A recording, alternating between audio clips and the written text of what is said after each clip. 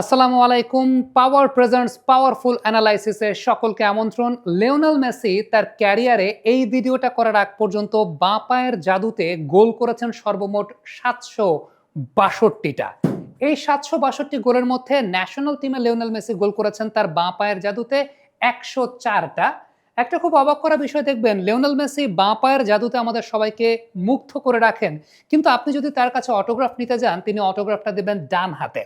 এরকম অনেক প্লেয়ারই আছেন। লামিন ইয়ামালের কথা যদি চিন্তা করেন, তিনি বাঁ পায়ের জাদুতে সবাইকে মুগ্ধ করেন, কিন্তু লিখেন ডান হাতে।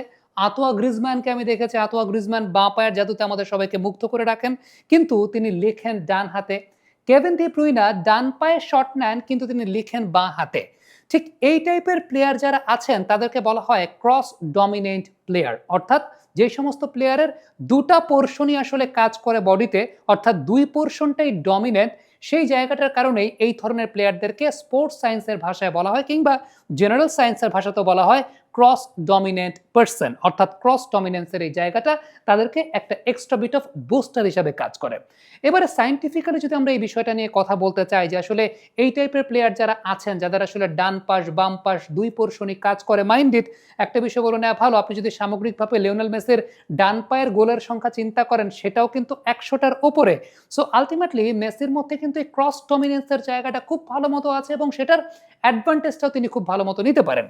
আমাদের মস্তিষ্ক মূলত দুইটা ভাগে বিভক্ত, একটাকে বলা হয় রাইট হেমিস্ফিয়ার, আরেকটাকে বলা হয় লেফট হেমিস্ফিয়ার। এখন এই যে রাইট হেমিস্ফিয়ার অংশের কথা বলছি, এই রাইট হেমিস্ফিয়ার কিংবা মস্তিষ্কের ডান পাশের অংশটা আমাদের শরীরের বাম পাশটাকে নিয়ন্ত্রণ করে। অন্যদিকে যে লেফট হেমিস্ফিয়ার বলছি, সেই বাঁ পাশের মস্তিষ্কের অংশটা আমাদের শরীরের ডান পাশকে নিয়ন্ত্রণ করে। এখন মস্তিষ্কের কোন অংশের কি কাজ, সেই ব্যাপারটা যদি আমরা একটু ব্রেকডাউন করি, তাহলে মস্তিষ্কের বাঁ পাশের অংশের কাজটা হচ্ছে মূলত যেটা আপনার শরীরের ডান অংশকে নিয়ন্ত্রণ করে, স্বাভাবিক কথাবার্তা বলা, স্পিকিং, রিডিং, রাইটিং, লজিক এবং ম্যাথমেটিক্যাল সলভগুলো করা, স্টেপ বাই স্টেপ থিঙ্কিং, যে কোনো কিছুর অ্যানালাইসিস করা, কিংবা যে কোনো কিছু বুঝতে পারা। অর্থাৎ আমাদের মস্তিষ্কের লেফট সাইডটা হচ্ছে অনেক বেশি মাত্রায় লজিক্যাল, স্ট্রাকচার্ড কিংবা অনেক বেশি মাত্রায় থিওরিটিক্যাল বিষয়বস্তুকে নিয়ন্ত্রণ করে। অন্যদিকে আমাদের মস্তিষ্কের রাইট পোর্শন যেটা যেটা মূলত আমাদের শরীরের বাম পাশকে নিয়ন্ত্রণ করে, সেই জায়গাটার মধ্যে কিন্তু আমাদের ক্রিয়েটিভ জায়গাগুলো নিহিত, অর্থাৎ আমাদের ক্রিয়েটিভিটি থেকে শুরু করে অন্যান্য অনেক বিষয়গুলো যেগুলো আছে, যেগুলোকে আমরা আসলে বলতে পারি যে ইমাজিনেশন, মিউজিক, রিদম, যে কোনো ভিজুয়াল থিঙ্কিং, যে কোনো বড় কিছু দৃশ্যমানভাবে দেখা, ইমোশন, ফেশিয়াল রিকগনিশন, অর্থাৎ এই রাইট সাইডটা আমাদের ক্রিয়েটিভিটি, ইমোশনাল অ্যাসপেক্ট এবং অনেক বড় পরিসরে চিন্তা ভাবনা করতে আসলে শেখায়। এক্ষেত্রে একটা বিষয় বলে নেওয়া ভালো, সেটা হচ্ছে আমাদের মস্তিষ্কের দুইটা পোর্শনই কিন্তু একই সঙ্গে কাজ করে, কিন্তু ছোটবেলা থেকে আসলে কারো ডমিনেন্ট সাইডটা থাকে লেফট সাইডে, কারো ডমিনেন্ট সাইডটা থাকে রাইট সাইডে। তবে মেসির মতো খেলোয়াড় যারা আছেন তাদের কিন্তু মূলত ক্রস ডমিনেন্সের জায়গাটা কাজ করে। একটু চিন্তা করে দেখেন, মেসি মূলত বাঁ পায়ের যে ক্রিয়েটিভিটির কাজটা করেন বা বাঁ পায়ের যে জাদুটা তিনি করেন, ডেফিনেটলি যেটা আমরা বলছি যে সেই সিগন্যালটা তার আসে মস্তিষ্কের ডান পোর্শন থেকে, কারণ তার মস্তিষ্কের ডান পোর্শনটাও এইভাবে অ্যাক্টিভ একদম ছোটবেলা থেকে। আরেকটা খুব গুরুত্বপূর্ণ ব্যাপার, মেসি যেহেতু ডান হাতে লিখেন, তার মানে তার মস্তিষ্কের বাম পোর্শনটাও কিন্তু অ্যাক্টিভ, তার মাসেল মেমোরিতে কিন্তু সেই জিনিসটাও আছে। এক্ষেত্রে মেসি যে হেল্পটা আসলে পান, সেটা হচ্ছে দুদিকের ব্যালেন্সটা মেসি খুব ভালো মতো পান। একটা তো বাঁ পায়ের তার জাদুকরি ছন্দ, সেটা আমরা জানি। বাবা, এত এনার্জি কই পাও? এই পাওয়ার চুমুকে অ্যাকশন। সেই সঙ্গে তিনি যদি আসলে ফিজিক্যাল ডমিনেন্সটাও নিতে চান, সাপোজ মেসির সামনে কোনো একজন ডিফেন্ডার চলে এসেছেন, সেই ডিফেন্ডারটাকে যখন তিনি ডিসিভ করেন, তখন অনেক সময় দেখা যায় ডিফেন্ডার ভাবছে বলটা মেসি বাঁ প্রান্ত থেকে নিয়ে যাবেন অথবা মেসি ডান প্রান্ত দিয়ে নিয়ে যাবেন, কারণ তার বডি ব্যালেন্সের জায়গাটায় তিনি ডান পোর্শনে আসলে ব্যালেন্সটা রেখে দিয়েছেন। বাট সামহাও মেসি বাঁ প্রান্ত দিয়ে বলটাকে নিয়ে গেলেন, কিংবা তার বাঁ পায়ের যে জায়গাটা আছে সেই জায়গাটা তিনি ব্যবহার করলেন। সো এটা ডিফেন্ডারকে অনেক বেশি মাত্রায় কনফিউজ করে দেওয়ার জন্য ওই এবিলিটিটা মেসির কিন্তু এই যে ক্রস ডমিনেন্সের জায়গা আছে সেখান থেকে তিনি পান, বা একটা অ্যাডভান্টেজ তিনি পান। তবে একটা বিষয় বলি, সেটা হচ্ছে এইরকম ব্যাপার, ধরেন আমিও তো ডান হাতে লিখি, আবার বাম পায়ে কিক করি, কিন্তু তাই বলে কি আমি আসলে মেসির মতো এরকম ফুটবল খেলতে পারবো, সেটা তো আসলে না।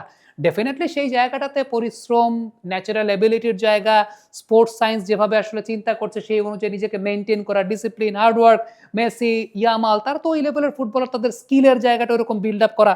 এখন আপনার মস্তিষ্কের মধ্যে এই ধরনের ডমিনেন্স আছে কিন্তু আপনি আপনার স্কিলকে কাজে লাগাইলেন না, তাইলে পরে তো আপনি মেসি হতে পারবেন না। তবে সায়েন্টিফিক্যালি এরকম স্কিলফুল হওয়ার পর এক্সট্রা বিট অফ আপনাকে আরেকটু এগিয়ে দেওয়া, যেটা একজন গ্রেট প্লেয়ারের চাইতেও গ্রেটেস্ট করে দেওয়ার জন্য এই কিছু ন্যাচারাল অ্যাডভান্টেজ কিংবা সায়েন্টিফিক অ্যাডভান্টেজ যেগুলো থাকে তার মধ্যে কিন্তু এই ক্রস ডমিনেন্সের বিষয়টা এটা অনেক গুরুত্বপূর্ণ একটা বিষয়। এবং এই ধরনের মানুষ যাদেরকে দেখবেন সমাজে যে কোনো জায়গাতে, এই ধরনের মানুষ যখন দেখবেন আপনি খেয়াল করে দেখবেন তারা একটু এক্সট্রা বিট অফ এগিয়ে থাকেন। তবে এবার আরেকটা বিষয় একটু আপনাদেরকে জিজ্ঞেস করি, সেটা হচ্ছে মেসির কি আসলে অনেকগুলো চোখ আছে কিনা? মেসির অনেকগুলো চোখ থাকার একটা এক্সাম্পল আমি আপনাকে দেই, সেটা হচ্ছে ধরেন মেসি যে জায়গা থেকে বলটা পেয়েছেন আপনারা দেখছেন এই মুহূর্তে, ধরেন ঠিক এই সিচুয়েশনটায় বার্সেলোনা একটা কাউন্টার অ্যাটাকে আছে, মেসির এক পাশে সুয়ারেজ আর এক পাশে বুস্কেটস।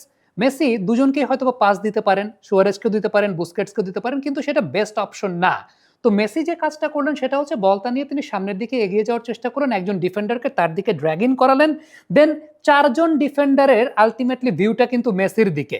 মেসি এই জায়গাটা পেনাল্টি এরিয়ার ভেতরে ঢুকে গেলেন, ঢুকে যাওয়ার পর তার সামনে শুট নেওয়ার একটা অপশন আছে, তবে সেই জায়গাটায় দুইজন প্লেয়ার ব্লক করে দেওয়া, সুয়ারেজকে দিলে সেটা আরেকটা ক্রস হবে, বুস্কেটস অলরেডি আরেকজন প্লেয়ার দ্বারা ঘেরা আছেন, তিনি পাস দিলেন পিকে কে।